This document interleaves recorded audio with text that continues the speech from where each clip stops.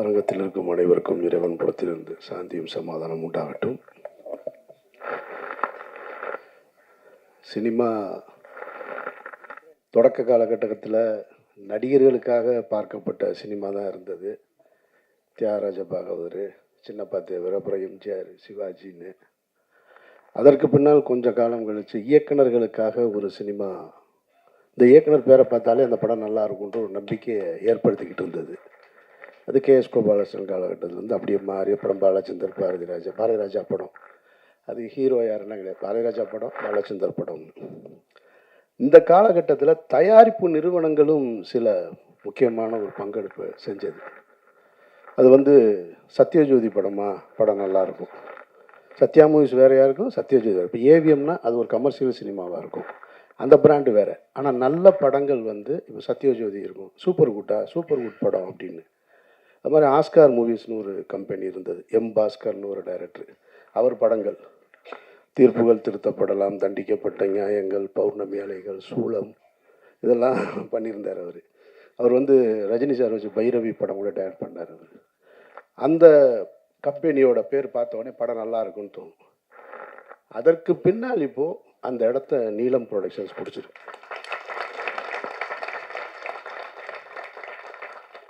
முதல்ல வந்து நீலம் ப்ரொடக்ஷன்ஸ்னு பேர் வைக்கும் பொழுது சரி, எல்லாரும் அவங்கவுங்க சினிமாவுக்குள்ளே வந்து தான் பிறந்த இடம், பிறந்த சமூகத்தை தூக்கி பிடிக்கிறதுக்காக வந்திருக்கிறாங்க. அந்த அடிப்படையில் ரஞ்சித்தும் நீலம்னு தூக்கி வச்சிட்டாரு, அப்படி தான் தோணுச்சு. அது தோணுற இயற்கை தானே. ஆனால் நீலம் ப்ரொடக்ஷன்ஸில் ஒவ்வொரு படைப்புகளையும் பார்க்கும் பொழுது ரஞ்சித் வந்து இந்த தலைமுறைக்கு அடுத்து வேற ஒன்றை கற்றுக் கொடுக்கணும்னு விரும்புகிறாருன்றது தெரியும். அவர் நினச்சிருந்தா வெறும் பெயரை ரஞ்சித் ப்ரொடக்ஷன்ஸ் கூட வச்சுருக்கலாம். ஆனால் நீலம்னு வச்சுட்டு அதில் இருக்கிற படைப்புகளை வரிசையாக பார்க்கும் பொழுது நீலம் ப்ரொடக்ஷன்ஸில் வர்ற எந்த படமும் சோட போகாத படமாக இருக்குது, ஒரு மரியாதைக்குரிய படமாக இருக்குது. அந்த வகையில் தான் இந்த பாட்டில் ராதா அமைஞ்சிருக்கிறத நான் பார்க்குறேன். ரஞ்சித்துக்கு என்னுடைய வாழ்த்துக்கள். இதே நீலம் ப்ரொடக்ஷன்ஸ் நான் சாகிற வரைக்கும் இந்த பெருமையோடு இருக்கணும் அப்படின்றது என்னுடைய ஆசை. ஏன்னா இடையில எல்லாம் செய்வாங்கன்னா, இந்த மாதிரி பேனர்ஸ்லாம் வந்து கடைசி காலகட்டத்தில் ஒரு சிக்கல் வரும்போது கண்ட கருமத்தையும் எடுத்துருவாங்க, கொஞ்சம் மாறிடுவாங்க. அப்படி ஒரு சூழலுக்கு போயிடக்கூடாது. இந்த குடியை பற்றிய படம் அப்படின்னோடனே நமக்கு முதல்ல எனக்கு நினைவுக்கு வர்றது, எம்ஜிஆர் சிஎம்மாக இருக்கும்போது ஒரு படம் எடுத்தார். தேங்காய் சீனிவாசன் அவர்கள் ஹீரோவாக நடித்து நான் குடித்து கொண்டே இருப்பேன் அப்படின்னு ஒரு படம். அது ஒரு பிரச்சார படம் மாதிரி பண்ணியிருந்தாங்க. ஆனால் அந்த படம் வந்து குடியின் தாக்கத்தை சொல்லிச்சா நமக்கு அப்படின்னு கேட்டால் அந்த படம் சொல்லலை. அப்படி ஒன்று அந்த படத்தை பார்த்துட்டு யாரும் திருந்தினானா அப்படின்னு கேட்டால் எனக்கு தெரிஞ்சு திருந்துறதுக்கு வாய்ப்பு இல்லை. அந்த படமும் அப்படி தான் இருந்துச்சு. அது தேங்காய் சீனிவாசன் போல் ஒரு சீனியர் நகைச்சுவை நடிக்கும்போது அது வந்து சேரலை. அதோட மேக்கிங் அன்றைய காலகட்டத்தில் வச்சு. அதுக்கு பின்னாடி நான் வந்து குடியை பற்றி ரொம்ப சிலாகிச்சு பார்த்த படம் 2016 ஸ்பிரிட்னு ஒரு மலையாள படம், மோகன்லால் சார் நடித்தது. அந்த படம் பார்த்துட்டு கருப்புள்ளியப்பன் தான் அந்த படம் பார்த்துட்டு ரொம்ப நல்லா இருக்குறீங்க பாருங்கன்னாரு. எனக்கு படம் பார்த்த உடனே இந்த படம் ரொம்ப பிடிச்சி போய் அந்த படத்தோட ரைட்ஸ் வாங்கிட்டேன். நான் போய் அந்த ரைட்ஸை வாங்கிட்டு ரீமேக் படம் பண்ணுற ஐடியாவே கிடையாது லைஃப்பில். எந்த கதையாக இருந்தாலும் நல்லதோ கெட்டதோ குப்பை கதையோ நம்ம கதையிலே எடுத்துருவோன்னு சரி முதல் முறையாக இந்த ஸ்பிரிட்டை வந்து ரீமேக் பண்ணலான்னு சொல்லிட்டு அதை வாங்கி வச்சுக்கிட்டு ஒவ்வொரு ஹீரோவாக அப்ரோச் பண்ணேன். எனக்கு தெரிஞ்ச எந்த ஹீரோ ஒத்துக்கலை. இவ்வளவு மோகன்லால் சாரை விட இவங்க யாரும் பெரிய ஹீரோக்கள் கிடையாது இங்கே இருக்கிறவங்க. அப்படி இருந்துமே அவர் பண்ணினதை இங்கே ஒத்துக்க தயாராக இல்லை. சரி, நான் அதோட அப்படியே வச்சுட்டேன். சரி, அப்புறம் என்றைக்காவது நம்மளே நடிச்சுக்கிறோம் அந்த படத்தை அப்படின்னு முடிவு பண்ணிட்டு, சரி இந்த பிரச்சனைலாம் முடியும் போது அதுக்கப்புறம் ஸ்டார்ட் பண்ணணும்னு அப்படியே காலம் கடந்து போயிட்டே இருந்துச்சு. இதுக்கிடையில் ஒரு 2-3 வருஷத்துக்கு முன்னாடி அதே மலையாளத்தில் வெள்ளம்னு ஒரு படம் வந்தது, ஜெயசூர்யா நடித்தது.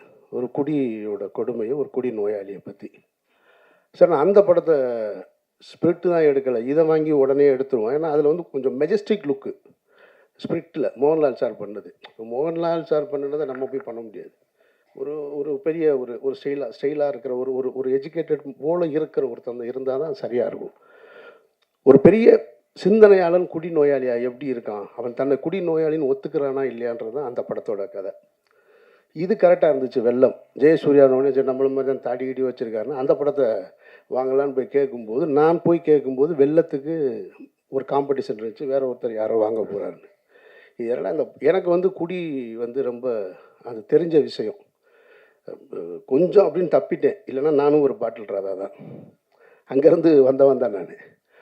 அதனால் அந்த படத்தை எடுக்க முடியல. அப்புறம் நானும் என்னோடய அசிஸ்டண்ட்டும் உட்காந்து இது ரெண்டுமே இல்லாமல் வேற ஒன்று புதுசாக பண்ணலான்னு சொல்லிட்டு ஒரு கதை பண்ணணும். அது காரணம் என்னென்னா, எங்களோட ஃபேமிலியில் என்னோடய ஃபேமிலியில் ஒருத்தர் இருக்கான் இந்த மாதிரி. என்னோடய க்ளோஸ் ஃப்ரெண்டு ஒருத்தர் செந்தில்னு ஒரு நண்பன், இன்ஜினியரிங் காலேஜ் ஸ்டூடெண்ட்டு, ஸ்டேட்லேயே 6th வந்தவன். ஸ்டேட்லேயே 6th. அவன் நாசமாக போனது குடியில் தான். அதுலேருந்து மீளவே இல்லை. இது மாதிரி என்னோட பழகிய பல பேர் வந்து மீள முடியாத குடியின் அடிமையில் இன்னும் இருக்காங்க. என் காலேஜ் ஃப்ரெண்ட்ஸாக இருக்கட்டும், என்னோடய ஃபேமிலியில் ஒருத்தர் இருக்கான். அப்போ மதுரையில் நரிமேட்டில் ஒரு இதே மாதிரி டிஅடிக்ஷன் சென்டர் இருக்குது. அதை நடத்துகிறவனும் என் ஃப்ரெண்டு தான். அவன் முன்னாள் ட்ரக் அடிக்ட்டு, அவன் தான் நடத்துகிறான் அதை. அந்த இடத்துக்கு தெரியும். அங்கே வந்து என்னோடய அந்த ரிலேட்டிவை கொண்டு போய் நான் சேர்த்துருக்கேன், அங்கே பார்த்துருக்கேன். அவன் சொல்கிறான் அவன் எப்படி இதை ஸ்டார்ட் பண்ணு. எனக்கு முதல்ல தெரியாது. நான் கொண்டு போய் சேர்க்கும்போது அவன் வந்து அமீரோட ரிலேட்டிவ்னு கொண்டு போய் சேர்த்துட்டோம். அவன் சொல்கிறான் என்னை தெரியல அவனுக்கு அப்படின்னா. தெரிலன்னா அவன் சொல்கிறான் ஒன்றா தான் நம்மளாம் குடிச்சிக்கிட்டு இருந்தோன்னு ஆரம்பித்தான். அவன் இந்த கதையை பூரா சொல்கிறான். என்னடா அண்ணே ரொம்ப மோசமாக போயிட்டேன், அதுக்கப்புறம் தான் இதை ஆரம்பித்தேன். அப்புறம் அதுக்கு இங்கே சைதாப்பேட்டையில் அதே மாதிரி ஒரு டிஅடிக்ஷன் சென்டர், அங்கேயும் நான் போயிருக்கேன் நான். அப்போ இதை வச்சு ஒரு கதை எழுதினேன். எழுதி வச்சாச்சு, பிகினிங் டு எண்டு. நானும் என்னோடய அசோசியேட் எழிலும் சேர்ந்து. அன்றைக்கி ரஞ்சித் கூப்பிட்டு இந்த படம் காமிக்கிறார். பார்த்து முடித்தோடனே தெரிஞ்சு அதை எடுக்க முடியாது அப்படின்னு. ஏன்னா அவ்வளவு சிறப்பாக எடுத்து முடிச்சிட்டாங்க பாட்டில் ராதாவில். இனி போய் நம்ம அதை எடுத்தோம்னா வேறு தான் எடுக்கணும். இனி போய் அதை எடுத்தோம்னா நான் வந்து தினகரனை பார்த்து எடுத்ததாக தான் இருக்கும் அந்த படம். அப்படி அமைஞ்சிருக்கு அந்த படம். எப்படி வந்து பாக்ஸிங்கில் வந்து இன்னொரு படம் எடுக்கலாமா அப்படின்னா சர்பேட்டை தான் ஞாபகத்துக்கு வரும். ஒரு மென்டல் அசைலம் இனிமேல் திருப்பி எடுக்கணும்னா சேது தான் ஞாபகத்துக்கு வரும். ஒரு தமிழ் தேசியவாதி ஒரு தீவிரவாதியை காட்டுக்குள்ளே கூப்பிட்டு போகணுன்னா அது விடுதலை தான் ஞாபகத்துக்கு வரும். ஒருத்தர் ஓடி போய் சற்றை இனிமேல் இறக்குனான்னா ரன்னு தான் ஞாபகத்துக்கு வரும். அதுபோல் டிஅடிக்ஷன் சென்டர்னு தமிழ் சினிமா ஒரு படம் வந்துச்சுன்னா அது இந்த படத்தை தான் ஞாபகம். அப்படி ஒரு படம் அது மிகச்சிறப்பாக. அதாவது ஒரு ஃபஸ்ட் ஹாஃபை வந்து இவ்வளவு அழகாக என்கேஜ் பண்ண முடியுமா? ஏன் இங்கே சொன்னவங்க ஏன் சரியாக சொல்லலைன்னு தெரில. இது ஒன்றும் பிரச்சார படம்லாம் கிடையாது. இது பிரச்சாரம்ன்ற வார்த்தை நீங்கள் யூஸ் பண்ண வேண்டியதே இல்லை. Complete entertainment.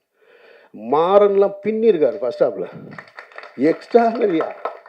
போகிற போக்கில் அதுவும் ஓபியில் டைலாக் டப்பிங்கில் போட்டிருக்காரு பாருங்கள். அங்கங்கே நீங்கள் எங்கே உட்காந்துருந்தாலும் சரி. இதை நான் என்ன சொல்கிறேன்னா, நான் மிகைப்படுத்தி சொல்லலை. சமீபத்தில் இந்த படத்தை குட்லட்டில் பார்க்கும்போது மொத்த தேட்டர்லேயும் ஒரு ஆள் சிரிச்சுக்கிட்டே இருக்கான். படம் போட்டதுலேருந்து வெற்றிமாறன் தான், வேறு யாரும் இல்லை. சிரிக்கிறதுனா எப்படி இந்த லெவல்லாம் இல்லை. அவர் இப்படி தட்டுறாரு அப்படி தட்டுறாரு எந்திரிக்கிறாரு. என்னங்க இப்படி நான்லாம் சிரிப்புன்னு பேப்பரில் எழுதியிருந்தாலே சிரிப்பேன், இது என்னங்க இவ்வளவு அப்படின்றாரு. நானும் சிரித்தேன், ஆனால் இப்படிலாம் சிரிக்கலை. எல்லாரும் பார்க்குறாங்க, ஒருவேளை நக்கல் அடிக்கிறாங்க. உண்மையிலே அவ்வளவு சிறப்பாக இருந்துச்சு ஃபஸ்ட் ஹாஃபு. அந்த ஃபஸ்ட் ஹாஃபோட இன்ட்ரோல் பிளாக் ஒன்று இருக்குது. அந்த இன்ட்ரோல் பிளாக் வந்து இப்படி இந்த ஒரு படத்தை இன்ட்ரோல் பிளாக் வைக்க முடியுமா அப்படின்ற ஒரு இடத்த வந்து அந்த டைரக்டர் ஃபிக்ஸ் அந்த பையன் தான் நினைக்கிறேன். அவன் தானே? அவனை நல்லா பார்த்து வச்சுக்கோங்க. நான் விளையாட்டுக்கு சொல்லலை. அவன் இன்ட்ரோல் பிளாக்கில் ஒரு வேலை பார்க்குறான், மொத்த பேரையும் பயமுறுத்திட்டான். அவ்வளவு சிறப்பாக போட்டான். சரி, இப்படி ஒரு ஃபஸ்ட் ஹாஃப் வச்சுட்டு செகண்ட் ஹாஃப் என்ன இருக்கும் அப்படின்னு போனால் டெட் கான்ட்ராஸ்டாக ஒரு எமோஷன் படம் ஃபுல்லாக. இப்போ நமக்கு ஒரு டவுட் வந்துச்சு, இப்படி ஒரு ஸ்க்ரீன் ப்ளே எப்படி எழுத முடியும்? கம்ப்ளீட் என்டர்டெயின்மெண்ட்டாக இருக்குது. படத்தோட பிகினிங்லேருந்து இன்ட்ரோல் வரைக்கும் ஒரு இடம் கூட உங்களை வந்து சும்மா இருக்க விடலை. ஜான் விஜய் எல்லாம் வந்து அப்படி பிரமாதப்படுத்திட்டார். பிரமாதமாக அந்த கேரக்டரு. இதில் இந்த ட்ரெய்லரில் ஒரு ஷாட் வந்துச்சு இல்லையா, அதான் அவரோட இன்ட்ரோடக்ஷன் ஷாட்டு. அவ்வளவு அழகாக அவ்வளவு மெச்சூர்டாக. நான் சொன்னேன் இல்லையா மதுரையில் என்னோடய ஃப்ரெண்டுன்னு, அவன் கேரக்டர் தான் ஜான் விஜய் பண்ணியிருக்காரு. இந்த செகண்ட் ஹாஃப் என்னடான்னா அது வேறு ஒரு ஏரியாவில் இருக்குது, கம்ப்ளீட் எமோஷனில் இருக்குது. இப்போ லிங்கு சொன்னார் இல்லையா, அவன் வந்து அவன் போயிடக்கூடாதுன்னு. அந்த காட்சி இன்னொரு இடம். அதாவது புருஷன் எனக்கு காசு கொடுத்து அனுப்பிச்சிட்டு அந்த சஞ்சனா உட்காந்து சமைச்சிக்கிட்டு இருக்கிற ஒரு சீன் இருக்குது. அந்த சமைப்பாங்க, அந்த மீன் பொரிச்சிட்டு வச்சுட்டு பிள்ளைகளோட வந்துடுவான் அப்படின்னு. இந்த வரலேன்ட்டு போனவன் கூட 2 குடியானோட இந்த சைக்கிளில் போவான் பாருங்கள். அப்படியே போயிட்டு நான் இந்த வந்துடுறேன்னு அதெல்லாம் நான் பார்த்துருக்கேன். நான் பார்த்துருக்கேன், வாழ்ந்திருக்கேன், எல்லாமே தெரியும். இந்த கேரக்டர் வந்து இப்போது குரு சோமசுந்தரத்தை தவிர தமிழ் சினிமாவில் இந்த கேரக்டர் நடிக்கிறதுக்கு நடிகனே இல்லை. நான் யாரையும் குறைத்து மதிப்பிட்டு சொல்லலை. நீங்கள் படம் பார்த்துட்டு நீங்கள் முடிவு பண்ணி சொல்லுங்கள். இவ்வளவு சிறப்பாக ஒருத்தன் பண்ண முடியுமா? பண்ணியிருக்காங்க. சரி, அவங்க ஹீரோயின் சஞ்சனா, அவங்க வந்து முதல்ல நமக்கு ஹீரோயின்னா வேறு மனநிலையில் தானே இருக்கும். அப்படி இருக்கணும் ஒன்று. ஒரு கேரக்டராக சிம்பிளாக ஒரு நடுத்தர குடும்பம், ஒரு மிடில் கிளாஸு, அவங்க தன்னுடைய கணவன் எப்படி இருக்கணும்னு ஆசைப்பட்டாங்க. ஆனால் இருக்க முடியலை. அவனோட வாழ்ந்துக்கிட்டு இருக்கிறது. ஒரு கட்டத்தில் பிரிஞ்சுட்டு நான் அந்த சீனை ரொம்ப ரசித்தேன். நான் இப்போ நம்ம எழுதுனா கூட அது அவ்வளோ தைரியமாக எழுதுவோமான்னு தெரில. குரு சோமசுந்தரம் வந்து நான் திருந்திட்டேன் அப்படின்னு சொல்லி அவங்க வேற ஒரு லைஃப்பை தொடங்குறதுக்காக நின்றுட்டுருப்பாங்க. அப்படி நடந்து வரும்போது அவனை பார்த்துட்டு புருஷன் நிற்கிறான்னு பார்த்துட்டு அப்படி திரும்பி வருவாங்க. வந்தோடனே நான் திருந்திட்டேன், நம்ம உன் கூட வாழணும்னு ஆசைப்பட்றேன், வீட்டுக்கு போகலாம் அப்படின்னோடனே நம்ம என்ன செய்வோம்? சரி வாங்க ஆகா கணவனே கண் கண்ட தெய்வம், கல்லானாலும் கணவன் புல்லானாலும் புருஷன். செம்ம டைலாகு போடா நாயே, எக்ஸ்ட்ரானரி. நீ திருந்துவ, இதை நீ சொல்லுவ, நான் வந்து கேட்கணுமா? என் 10 வருஷ வாழ்க்கையை தொலைச்சிட்டேன்டான்னு ஒரு பொண்ணு சொல்கிற அந்த இடம் இருக்கு பாரு. எவ்வளவு கனவுகளோட இது போல் திருமணம் செஞ்சு வைக்கிறாங்க. ஏன்னா இந்த வார்த்தை நான் என் ஃப்ரெண்டோட ஒய்ஃப்கிட்ட கேட்டேன். நான் இன்றைக்கி அந்த பொண்ணுங்க 2 பேருமே காலேஜ் படிக்கிறாங்க. ஒருத்தவங்க துபாய் போயிட்டாங்க. கல்யாணம் ஆன நாள்லேருந்து ஒருத்தன் போராடிருக்கான். ஒரு பொண்ணு போராடி போராடி போராடி அவனை மீட்டெடுக்கவே முடியலை கடைசி வரைக்கும். எத்தனை டிஎடிஷன் சென்டர் கொண்டு போய் விட்டாலும் அங்கேருந்து ஒரு ஃபோன் போடுவான், அழுகுவான், நான் காலைல விழுகிறேன், என்னை மன்னிச்சிரு, நான் திருப்பி வந்துடுறேம்மா. வந்து ஒரு 10 நாள் தான் திருப்பி ஸ்டார்ட் பண்ணிடுவோம். அது அப்படியே போய் போய் அந்த மனைவியோட அந்த வார்த்தையை நான் வந்து அவங்கக்கிட்ட கேட்டேன். அது ரொம்ப சிறப்பாக பண்ணியிருக்காங்க. அதில் அவங்க படம் பார்க்கலன்னு சொன்னாங்க. எண்டு படத்தோட எண்டு ஷாட் இருக்குது. செகண்ட் ஹாஃப் ஃபுல்லாக எமோஷன் தான். ஃபஸ்ட் ஹாஃப் நீங்கள் பார்த்துட்டு அந்த மூடுக்கு பார்த்தீங்கன்னா செகண்ட் ஹாஃப் இருக்காது. அந்த எண்டில் கிளைமேக்ஸில் ஒரு சிங்கிள் ஷாட் ஒன்று பண்ணியிருக்காங்க. அவங்க டைலாக் டெலிவரியோட மிக பிரமாதமாக இருக்குது. எல்லா ஆர்டிஸ்ட்டுமே இதில் இவர் நல்லா நடிச்சிருக்காரு. மாறனெல்லாம் நான் ரசிச்சுக்கிட்டே இருந்தேன். மாறன் பேசுகிற டைலாக் எல்லாமே குட்டி குட்டியாக. ஜான் விஜய் அப்படி பார்த்துட்டு, ஜான் விஜயை நான் பெருசாக ரசித்ததில்லை, ஷார்பேட்டா தவிர. அவர் நானும் ஒரு படம் நடிச்சிருக்கோம். அந்த படம் பாதியிலே நின்றுச்சு. ஆனால் இந்த படத்தில் இவ்வளோ பிரமாதமாக அந்த ஸ்டேஷன்லேருந்து வெளியில் வரும்போது அவ்வளோ அழகாக வாழ்ந்திருக்காரு. ஒரு நல்ல திரைப்படம் அது உருவாக்கும் போது தனக்கான ஆட்களை, கலைஞர்களை சேர்த்துக்கிறோம். அதில் வந்து மாற்று கருத்தே இல்லை. அதுபோல் அப்படி சேர்த்துக்கிட்ட ஒரு நல்ல திரைப்படம் தனக்கான வெற்றியையும் சேர்த்துக்கிறோம். அதுக்கு யாரும் போய் சப்போர்ட் பண்ணணுன்ற அவசியம் இல்லை. பாட்டில் ராதா அப்படி ஒரு வெற்றியை சேர்க்கும்ன்றதை நான் உறுதியாக சொல்கிறேன்.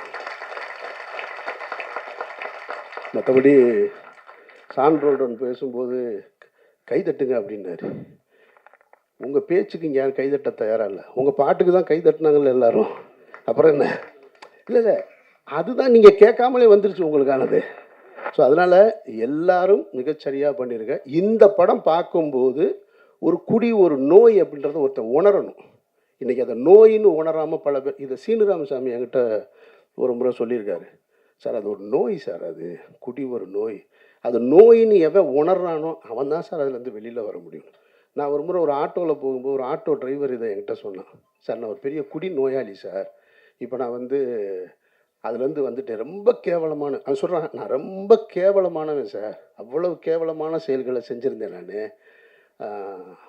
அப்புறம் நான் கொஞ்சம் கொஞ்சமாக போய் அந்த கிளாஸுக்கு பேர் என்ன, ஏஏவா? ஏஏ. அந்த ஏஏ கிளாஸுக்கு போய் அவன் சொன்னாங்கிட்ட, இப்போ நான் வந்து கிளாஸ் எடுக்கிறேன் சார். நான் போய் அந்த மானக்கேடான விஷயத்துலேருந்து ஒரு மனுஷன் எவ்வளவு அவமானப்பட முடியுமோ அந்த அவமானத்துலேருந்து மீண்டிருக்கேன்னு சொன்னால், அதுபோல் இந்த படம் பார்க்குறவங்க மீளலும் அப்படின்ற ஒரு நம்பிக்கை இருக்குது. அதுக்கான படமாக பாட்டில் ராதா அமைஞ்சிருக்கான்னா நான் மிகைப்படுத்தி சொல்லலை, படம் சத்தியமாக அமைஞ்சிருக்கு. வாழ்த்துக்கள் ரஞ்சித் குழுவினருக்கு, இயக்குனருக்கும் என்னுடைய நெஞ்சார்ந்த வாழ்த்துக்கள். நன்றி.